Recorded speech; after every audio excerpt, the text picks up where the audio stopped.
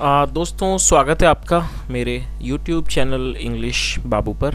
और आज मैं फिर हाजिर हूँ आपके साथ एक नई स्टोरी लेकर। और दोस्तों आज जो स्टोरी मैं आपके लिए लेकर आया हूँ ये एक शॉर्ट मॉरल स्टोरी है। बहुत ही प्यारी, बहुत ही सुंदर, बहुत ही मनोरंजन से भरपूर कहानी है। सुनकर आपको बहुत मज़ा आएगा। उसके अलावा आज की इस स्टोरी में आपको कई सारे नए इंग्लिश के वर्ड मीनिंग सीखने को मिलेंगे, उनकी करेक्ट प्रोनाउंसिएशन के बारे में पता चलेगा और हमेशा की तरह जो इसका ग्रामर का पार्ट है उसे बिल्कुल डिटेल में कवर करेंगे। तो एक एक स्ट्रक्चर को और जो ट्रांसलेशन का प्रोसेस है आप बहुत ही आसान तरीके से सीख पाएंगे। तो चलिए दोस्तों आज की इस वीडियो को हम शुरू करते हैं और सबसे पहले कहानी का टाइटल देखते हैं। कहानी का टाइटल है स्पीक व्हेन यू मस्ट। क्या मतलब हुआ दोस्तों? स्पीक का मतलब होता है बोलना और मस्ट का मतलब होता है आवश्यक, जरूरी, आवश्यक को मस्ट कहा जाता है। तो क्या अर्थ हुआ? स्पीक व्हेन यू मस्ट मतलब कि जब आवश्यक हो, ज़रूरी हो तभी बोलें। तो दोस्तों ये आज की इस कहानी का टाइटल है, शीर्षक है। और अब मैं इसे पढ़ना शुरू करता हूँ। आपसे रिक्वेस्ट है कहानी को बिल्कुल ध्यान से सुने। और यदि आप चैनल पर नए हैं और आपने चैनल को सब्सक्राइब नहीं किया है तो दोस्तों मेरी आपसे रिक्वेस्ट है आप चैनल को ज़रूर सब्सक्राइब करें। और यदि वीडियो आपको अच्छी लगे तो आप इसे लाइक भी ज़रूर करें। तो चलिए इसको शुरू करते हैं।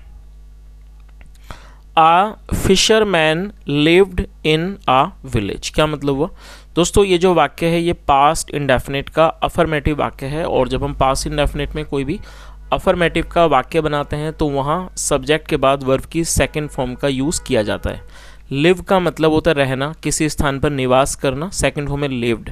और फिशरमैन का मतलब होता है मछुआरा। तो क्या अर्थ हुआ इस लाइन का? आ फिशरमैन मतलब कि एक मछुआरा लिव्ड रहता था इन आ विलेज, एक गांव में। एक मछुआरा एक गांव में रहता था। He used to go to the pond every day to catch fish but never succeeded in getting a good. क्या अर्थ हुआ दोस्तों? इस वाक्य में यूज टू का प्रयोग किया गया है। यूज टू का प्रयोग पास्ट के वाक्यों में कंसिस्टेंसी को दिखाने के लिए किया जाता है। जब हम कोई ऐसा वाक्य बनाते हैं जहां हम ये दिखाते हैं पास्ट में कोई व्यक्ति किसी काम को बराबर किया करता था तो वहां यूज टू के साथ वर्ब की फर्स्ट फॉर्म लगाई जाती है, जैसे यहाँ पर यूज़ किया गया है। तो क्या अर्थ हुआ? He used to go to the pond every day मतलब वह हर रोज़ तालाब पर जाता था। पॉन्ड मतलब तालाब, वह हर रोज़ तालाब पर जाता था। टू कैच पकड़ने के लिए, फिश मछलियों को। बट नेवर सक्सीडेड दोस्तों, सक्सीड मतलब सफल होना और ये सेकंड फॉर्म है। बट नेवर सक्सीडेड लेकिन वो कभी सफल नहीं हुआ। इन गेटिंग अ गुड मतलब एक अच्छी मात्रा को, अच्छी तादाद में वो पकड़ने में उन्हें कभी भी सफल नहीं हुआ।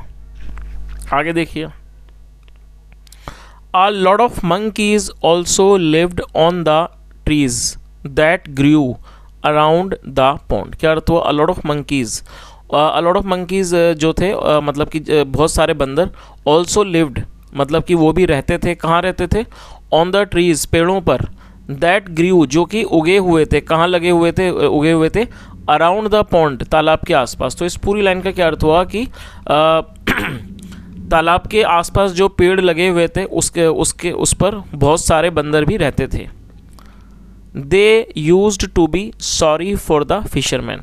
और जैसे यहाँ पर यूज टू का प्रयोग आपने देखा, यहाँ पर भी यूज टू का प्रयोग किया गया। और सॉरी का मतलब होता है दुखी महसूस करना। दे यूज टू बी सॉरी उन्हें दुख हुआ करता था। फॉर द फिशरमैन मछुआरे के लिए। हुज हार्डवर्क, हुज मतलब जिसका, हुज हार्डवर्क जिसकी मेहनत, वॉज नेवर रिवॉर्डेड जिसकी मेहनत को कभी भी इनाम नहीं मिला। तो इस पूरी लाइन का क्या अर्थ हुआ? और दोस्तों दे का मतलब होता है वे या फिर वे लोग। जब सब्जेक्ट में एक से अधिक लोग शामिल होते हैं तो वहाँ दे का प्रयोग किया जाता है। और यहाँ पर एक से अधिक बंदरों के बारे में बात हो रही है तो यहाँ पर दे का यूज़ किया गया है जो कि एक प्रोनाउन है। तो क्या अर्थ हुआ इस पूरी लाइन का? कि they used to be sorry for the fisherman whose hard work was never rewarded मतलब उन्हें मछुआरे के लिए दुख होता था जिसकी मेहनत को कभी भी वॉज नेवर रिवॉर्ड जिसकी मेहनत का कभी भी इनाम नहीं मिला। चलिए आगे देखिए। One day the fisherman was dosing. Dose का मतलब होता है दोस्तों नींद लेना। वन डे एक दिन। द फिशरमैन वॉज डोजिंग मतलब जो फिशरमैन था, छोटी नींद को डोज कहा जाता है। जो फिशरमैन था, मछुआरा था, वॉज डोजिंग वो सो रहा था। Having cast his line in the water मतलब अपने जाल को पानी में डालने के बाद वो सो रहा था। ही फेल अस्लीप। दोस्तों ये जो वाक्य है पास्ट का अफर्मेटिव वाक्य है, इसे आप नोट कर लीजिए। और फॉल अस्लीप का मतलब होता है नींद आना, तो आप इस वर्ब को जरूर नोट कर लीजिए क्योंकि इस तरह के शब्द आपको कम ही देखने को मिलते हैं। FALL फॉल, फॉल और साथ में अस्लीप। और यदि आप सिर्फ इस वर्ड के बारे में बात करें अस्लीप, ये एडजेक्टिव है जिसका मतलब होता है सोया हुआ। तो जब आप इसको वर्ब के रूप में प्रयोग करेंगे तो आपको फॉल अस्लीप का यूज़ करना है जो कि फर्स्ट फॉर्म है, और ये हमारा पास्ट इंडेफिनिट का अफर्मेटिव वाक्य है, इसलिए यहाँ पर सेकंड फॉर्म का प्रयोग किया गया। फॉल की सेकंड फॉर्म होती है फेल। ही फेल अस्लीप मतलब क्या हुआ, उसे नींद आ गई। The monkeys caught many fish, और ये पास्ट का अफर्मेटिव वाक्य है, कैच मतलब पकड़ना, सेकंड फॉर्म है caught, CAUGHT। The monkeys caught many fish, जो बंदर थे उन्होंने कई मछलियों को पकड़ा। एंड फिल्ड हिज बास्केट, और उसकी बास्केट को, जो उसकी बास्केट मतलब उसकी टोकरी थी, उसको उन्होंने भर दिया। विद दैम, उनसे भर दिया। विद दैम, और ये जो दैम है मछलियों के लिए यूज़ किया गया है। The fisherman did not wake up for a long time. और दोस्तों ये जो वाक्य है ये पास्ट इंडेफिनिट का नेगेटिव वाक्य है। जब आप पास्ट इंडेफिनिट में कोई भी नेगेटिव वाक्य बनाते हैं तो सब्जेक्ट को पहले मेंशन करते हैं, उसके बाद डिड नॉट, और डिड नॉट के बाद वर्ब की फर्स्ट फॉर्म लगाई जाएगी। तो आप इस वर्ब को भी नोट कर लीजिए। वेकअप का मतलब होता है जागना। तो क्या अर्थ हुआ, the fisherman did not wake up for a long time, मतलब मछुआरा बहुत देर तक नहीं जागा। द हेल्पफुल मंकीज, हेल्पफुल मतलब होता है मददगार, जो मददगार बंदर थे। कैरीड हिम, वो उसको ले गए। टू हिज विलेज, उसके गांव। Taking him for dead, take मतलब मानना, टेक का मतलब लेना, ले जाना, उसके अलावा टेक का मतलब मानना भी होता है। टेकिंग हिम फॉर डेड मतलब उसको मरा हुआ मानकर, मरा हुआ उसको समझकर, उस ये जो मददगार बंदर थे वो उसे उसके गांव तक ढोके ले गए।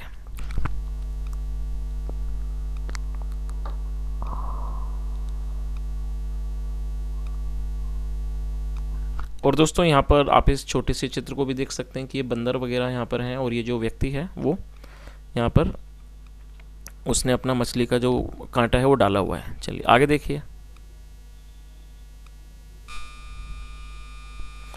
When the fisherman woke up, he was surprised to find himself in his village and the basket full of the fish। क्या अर्थ हुआ दोस्तों, ये वेकअप की सेकंड फॉर्म है वोकअप, और ये हमारा पास्ट का अफर्मेटिव वाक्य है जहाँ सेकंड फॉर्म का प्रयोग किया गया। तो क्या अर्थ हुआ, वैन मतलब जब, वैन द फिशरमैन वोकअप मतलब जब मछुआरा जागा। ही वॉज सरप्राइज, सरप्राइज का मतलब होता है हैरान होना। ही वॉज सरप्राइज, वो हैरान हो गया। क्यों हैरान हो गया, to find himself in his village मतलब वो अपने आप को अपने गांव में पाकर वो हैरान हो गया। एंड द बास्केट, और उस बास्केट को मतलब टोकरी को देख के, फुल ऑफ फिश जो कि मछलियों से भरी हुई थी। तो जाहिर सी बात है हैरानी का रीज़न ये था कि जब वो सोया था तो वो तालाब के पास ही था, और जब उसकी आंख खुली, जब वो अपनी नींद से जागा तो उसने अपने आप को गांव में पाया, और जो उसकी बास्केट थी, टोकरी थी, वो भी मछलियों से भरी हुई थी, और यही उसकी रीज़न था कि जिसकी वजह से वो हैरान हुआ। चलिए आगे देखिए। He told the story to his neighbour who was greedy. और दोस्तों यहाँ हु का प्रयोग किया गया है। हु एक रिलेटिव प्रोनाउन है। जब हम कोई ऐसा वाक्य बनाते हैं, जब हम किसी का रेफरेंस देते हैं तो वहाँ हु का प्रयोग किया जाता है किसी का रेफरेंस देने के लिए, जो कि एक रिलेटिव प्रोनाउन है। और ये जो वाक्य है ये सिंपल पास्ट का वाक्य है जहाँ पर वॉज का प्रयोग हेल्पिंग वर्ब के रूप में किया गया है, साथ में एडजेक्टिव को यूज़ किया गया है। GREEDY, greedy. दोस्तों आप इसे नोट कर लीजिए यदि आप इसकी मीनिंग नहीं जानते हैं। ग्रीडी एडजेक्टिव है जिसका मतलब होता है लालची। तो इस पूरी लाइन का क्या अर्थ हुआ, he told the story to his neighbour, उसने ये जो कहानी थी, कहानी को अपने पड़ोसी को बताया। हु वॉज ग्रीडी, जो लालची था। He went to the pond, वो तालाब पर गया। एंड डिड, और उसने किया, what the fisherman had done. और दोस्तों यहाँ देखिए हेड के साथ थर्ड फॉर्म है, डू की थर्ड फॉर्म डन, और हेड के साथ जब थर्ड फॉर्म का प्रयोग किया जाता है इस तरह का जो वाक्य है वो पास्ट परफेक्ट का वाक्य कहलाता है। तो इस लाइन का क्या अर्थ निकला, he went to the pond, वो तालाब पर गया।